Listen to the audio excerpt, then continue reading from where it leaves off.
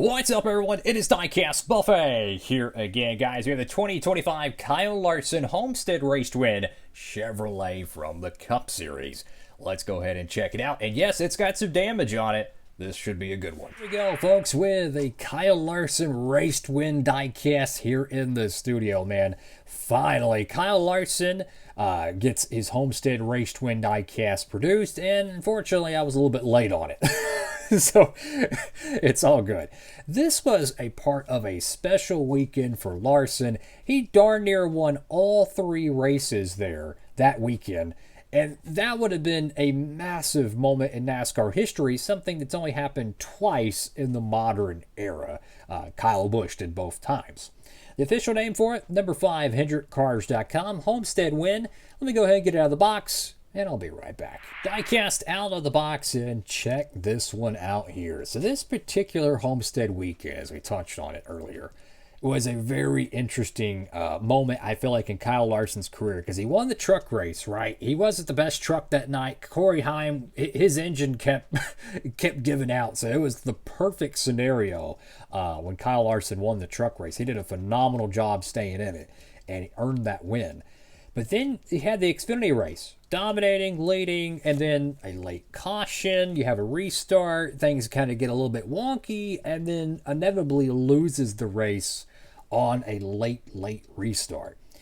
He goes in the Cup race, and Alex Bowman got the lead late in the going, takes the lead. Kind of a heartbreaker for Alex Bowman because he wouldn't win in 2025.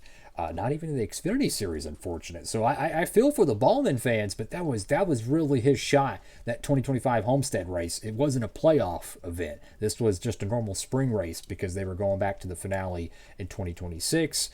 Anyways, Larson pulled it out, took the win, and what could have been an amazing three-peat sweep in the same paint scheme with all three series. That would have been amazing. That only happened at Bristol, and Bristol being a playoff event for so many years.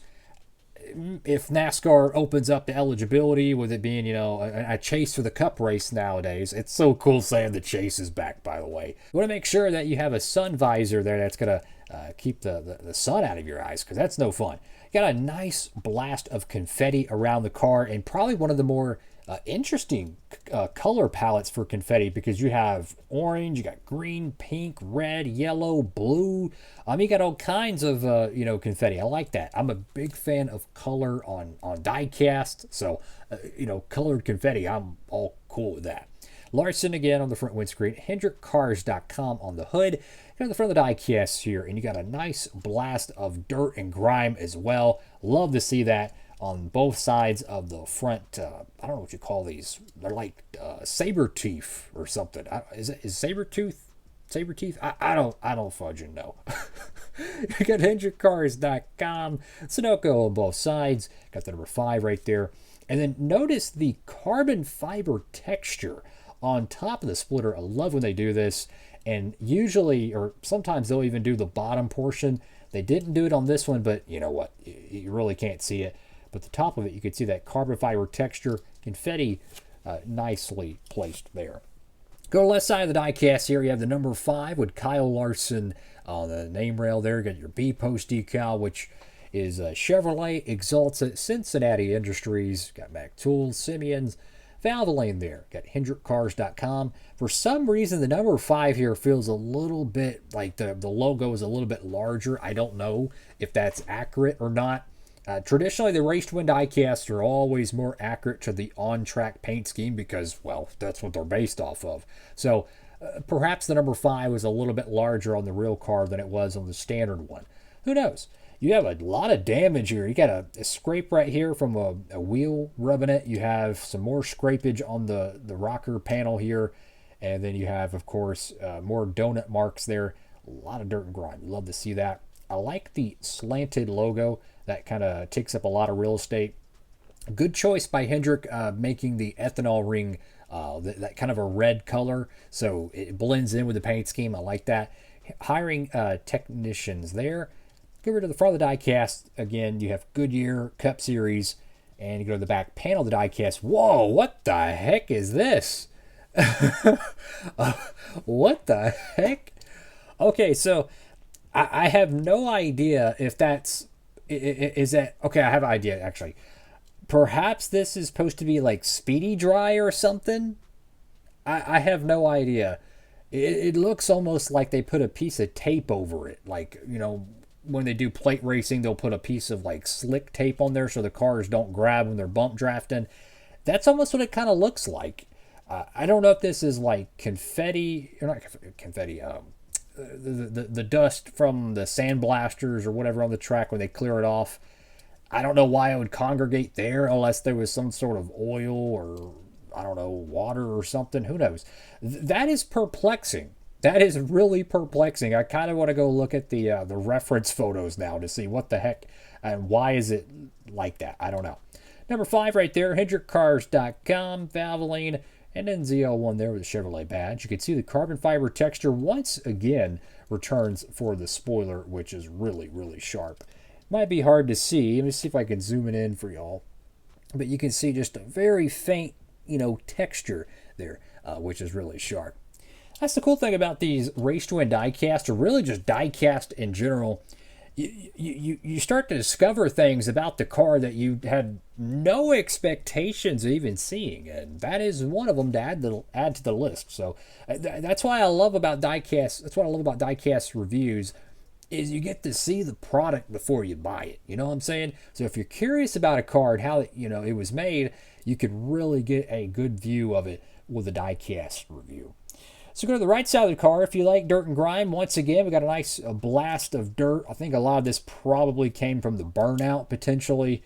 And then you have some wall damage there, which, hey, that's a Kyle Larson special, man. Ripping the fence at Homestead. That's, I don't know, it's just something really cool to me. Running the outside line at Homestead, then you even got a little bit of damage right here. So it wouldn't be a Homestead race to win without some right side damage. Top of the diecast here, you have the number 5. You have just a few pieces of confetti. I don't know if, during the celebration there wasn't much confetti or they didn't, get Gatorade or whatever the biff they use in Victory Lane on the car to get the confetti to stick. I have no idea. I am all for more confetti, though. I'm a big fan of it. Got hiring text right there on the roof. Larson on the back window. There is one piece of confetti on the back window, so it's kind of lonely. That's okay. You have your 2 shark fins on both sides, and then you have Hendrickcars.com right there on the deck lid. Notice the red stripe stops right there at the deck lid, and then it doesn't pick up until it's past what would be known as the shark fin. That's kind of interesting. I remember, at least I think, I remember the line going across close to the spoiler as well, so I'm not really sure what's going on there. And if you're curious, this is the bottom of the diecast. Anyways, one thing I love about when Kyle Larson runs the same paint scheme like 30 weeks out of the year is that's how it was for so many drivers. Like here's my my quick analysis of the paint scheme that a lot of people, I feel like, not a lot of people, but some people want it changed, is it's iconic already. Like when you think of Kyle Larson, if it was 2018, you'd probably think of the red Target car, right? That paint scheme was amazing. But here in 2026, you think of the Hendrickcars.com paint scheme, right? He runs it every week, and you get so many different race to win diecast. You could have a really cool collection piece. This is the same way it was for the Jeff Gordon fan, the Jimmy Johnson fan, the Bobby Labonte fan, whoever. Tony Stewart, you had very similar paint schemes, if not verbatim the same one, year after year after year. I think it's really cool, and it's definitely a throwback of throwbacks, because in a day and age when drivers might have 36 different paint schemes, I'm not kidding, there is some drivers that have like 36 different paint schemes. It's just really cool to see the throwback sponsor style somewhat still alive in the sport today. So I think it's awesome. I tell you what, if you got all these Larson Race to Win diecasts, I think it'd be really cool if you put them in a display case and you can just look at all the different variations of the same car. I think that's pretty cool. Thank you all for watching the video. Make sure to like, comment, and subscribe. There's a whole bunch of great 1/64 scale diecasts over there at Circle B Diecast. Make sure to tap in and see what's available. This car ran, I think, at Homestead, so you can get the Race to Win diecast and a paint scheme that ran with it. And maybe you like obscure alternate paint schemes as well. They have all kinds of good ones. That Columbia car, man, might be the sleeper diecast of the year. Very, very cool retro paint scheme. That's all for now. Have a blessed one. DB signing off.